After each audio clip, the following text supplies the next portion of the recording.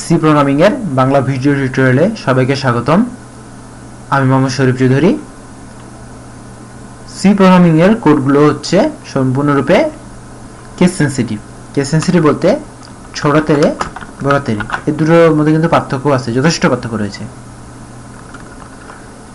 শুধুমাত্র কেস সেন্সিটিভই না, type সেন্সিটিভও। Type sensitive বলতে ইন্টিজার, ফ্লোট, এই দুটোর মধ্যে যথেষ্ট পার্থক্য রয়েছে।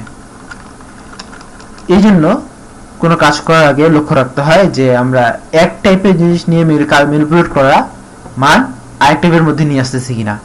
যদি এইরকম নিয়ে আসা হয় তাহলে কিন্তু সবসময় সঠিক মান পাওয়া যায় না। সাধারণ একটা উদাহরণ দেখি। Integer a equal to 3, integer b equal to 2।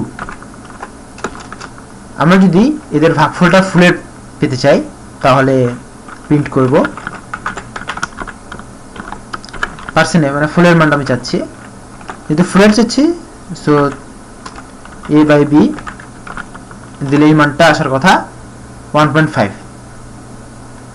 কিন্তু যদি আমরা রান করি সেক্ষেত্রে দেখা যাচ্ছে 0.00, মান কিন্তু আসেনি।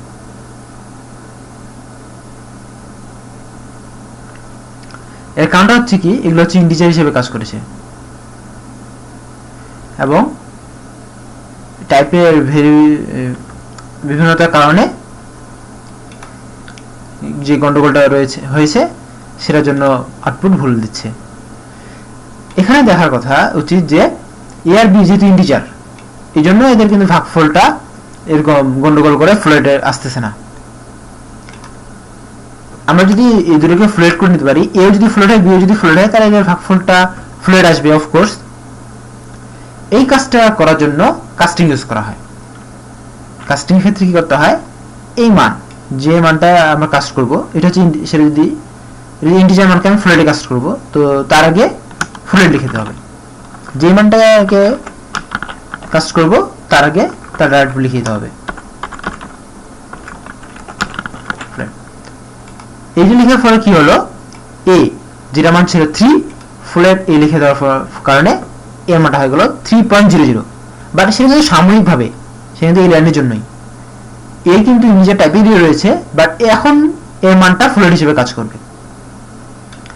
b যেটা ছিল 2, সেটা এখন হয়ে যাবে 2.00।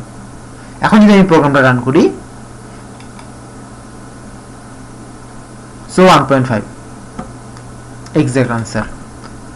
আগেরটা সমস্যা ছিল, কারণ কি ছিল যে ইন্টিজার এর ভাগফল ম্যানিপুলেট করে সেটাকে আমি ফ্লোট মান চাচ্ছিলাম, বাট এখন কিন্তু আমি ফ্লোটে এবং ম্যানিপুলেট করে ফ্লোট চাচ্ছি, সো এখন কিন্তু কোনো সমস্যার কথা নয়, সেটা সমস্যাও হয়নি। এটা হচ্ছে টাইপ কাস্টিং এর সুবিধা, এবং এটা হচ্ছে লক্ষ্য করার বিষয় যে আমরা কখনোই এক ধরনের টাইপের মান ম্যানিপুলেট করে আরেক টাইপের মধ্যে কাজ করতে যাব না, আরেক টাইপের মধ্যে ঢুকাতে যাব না, সেক্ষেত্রে অনেক রকম সমস্যা হতে পারে। সো এই সতর্কতা লক্ষ্য রাখবেন আশা করি। ধন্যবাদ সবাইকে আমার সাথে থাকার জন্য। ওই টিউটোরিয়ালের নতুন কোনো টপিকস নিয়ে আবার দেখা হবে।